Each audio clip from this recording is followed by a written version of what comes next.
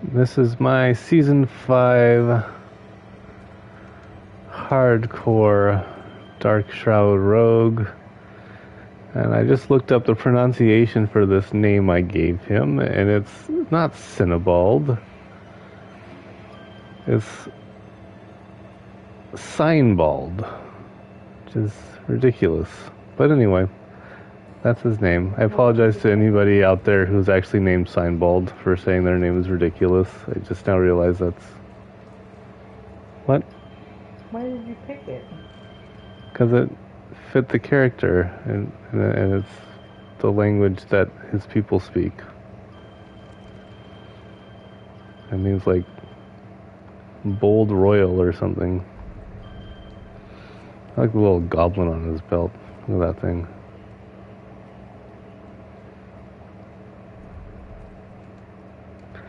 Alright, anyway, here we go. Haven't played this character in ages. We're getting 2 weeks away from the end of the season. I figure I probably should pick it up again. He just turned level 50. We're on World Tier 3. Okay. So here we go. Take a quick look at this character that I haven't played in a while. Oh yeah, so let's see. I have 1,000,000 gold. How much does it cost to refund this? Not much, actually, so we can just refund all this stuff. I've got a reason for doing that.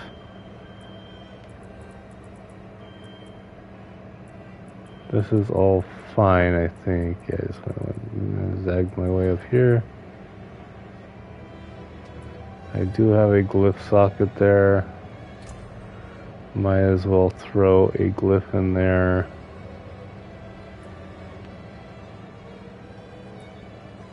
Critical strike damage.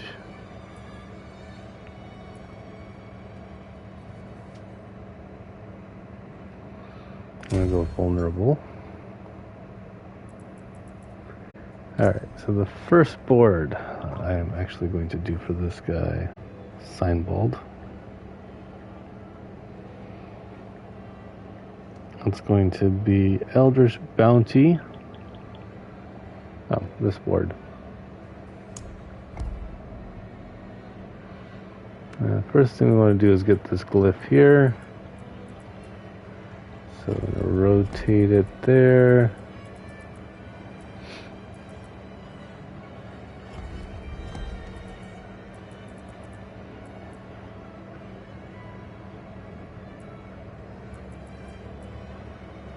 I want to get that.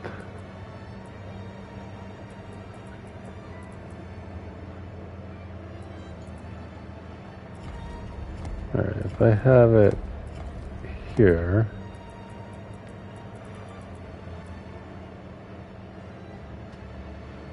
stored a potion healing and maximum life.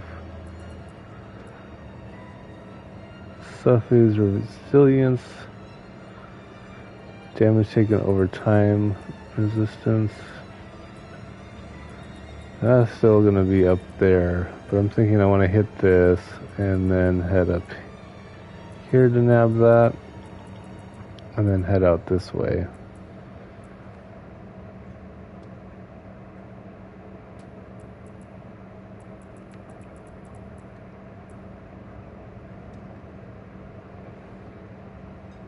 That's not a bad skill for a hardcore character that has imbuement. When you attack with an imbued skill, you gain 3% maximum resistance and 20% increased damage for that imbuement element for 9 seconds.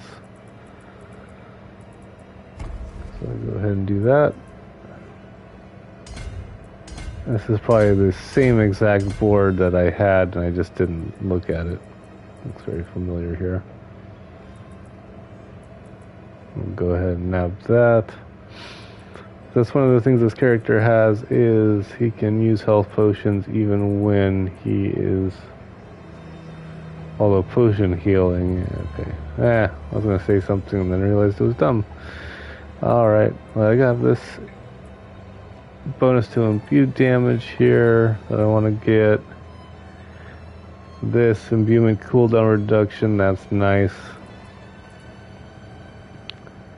That's okay. This is the main thing. And I can grab that too, maybe. We'll see. Mostly, I'm going to grab this. And then either...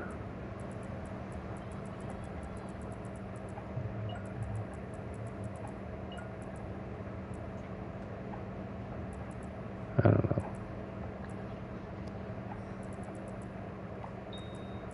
I don't really want this. But this would be great. That would be great. If I get through there, I might snake up this way. Oh yeah, damage taken over time reduction. Yeah. Figure it out later. Okay. I'm just gonna go through his skills really quick. So that's over here. So he mostly range skills, forceful arrow, powerful arrow, every third cast makes enemies vulnerable, increased critical strike chance on that same one, and every third cast passes through all enemies hit. So that third arrow is always exceedingly powerful, makes enemies hit vulnerable, so passes all the enemies, not animals, what the hell am I saying? All the enemies it passes through are made vulnerable. Then it has a 50% increased critical strike chance. So that's pretty cool. Then we got rapid fire.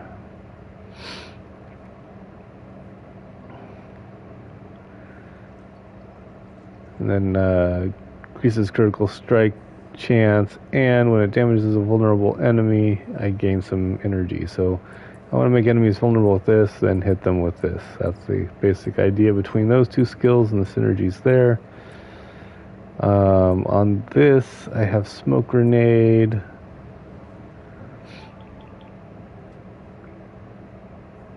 So that dazes enemies, they take increased damage from me. And hitting an elite or boss reduces its cooldown. Dark Shroud. This is his main thing, even though I haven't boosted all the way up to 5.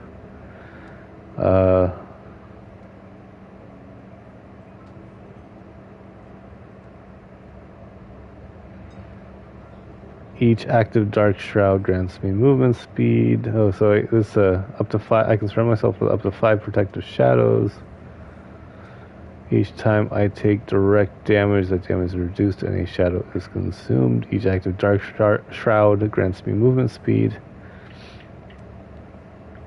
and has a chance not to be consumed. And then when I have at least one active shadow, I get some more critical strike chance. Shadow imbuement, and the scroll down on this doesn't work. It's just annoying. It's like, I don't know, this is weird. Oops, I'm all the way down there for no reason. Okay, anyway. So, my next inviewable skills deal shadow damage, and then infected enemies explode on death. If it expires before the enemy dies, it still damages the enemy. I have a 15% increased critical strike chance against injured enemies that are infected by shadow imbuement. And shadow imbuement's primary explosion makes enemies vulnerable. So, vulnerability and critical strike chance are kind of what this build is all about.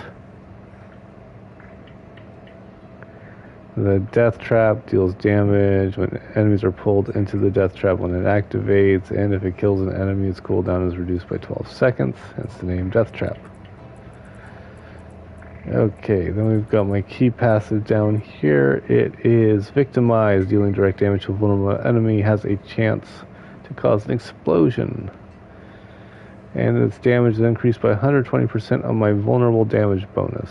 So increasing vulnerable damage is kind of a key component. With that in mind, we have some other passives. Adrenaline rush. While moving, I get energy regeneration, haste. While at or above 50% maximum energy, I gain movement speed. While below maximum energy, I gain increased attack speed. So either way, it makes me faster. Trap mastery gives me increased critical strike chance against vulnerable crowd-controlled enemies when my death track activates. Innervation gives me energy on lucky hit. Alchemist Fortune. Non-physical damage has an increased lucky hit chance. Precision imbuement. I get increased critical strike chance with my imbuements. Exploit, I didn't really invest in that. I just did to get this. Increased damage against vulnerable enemies and increased damage to knock down enemies. And we have reactive defense. I gain 18% damage reduction while inflicted with control impairing effects. That I don't have a skill like Shadow Step that makes me unstoppable. And that's typically the only thing that can break control impairing effects. So what this does is I get damage reduction so that hopefully if I get crowd controlled,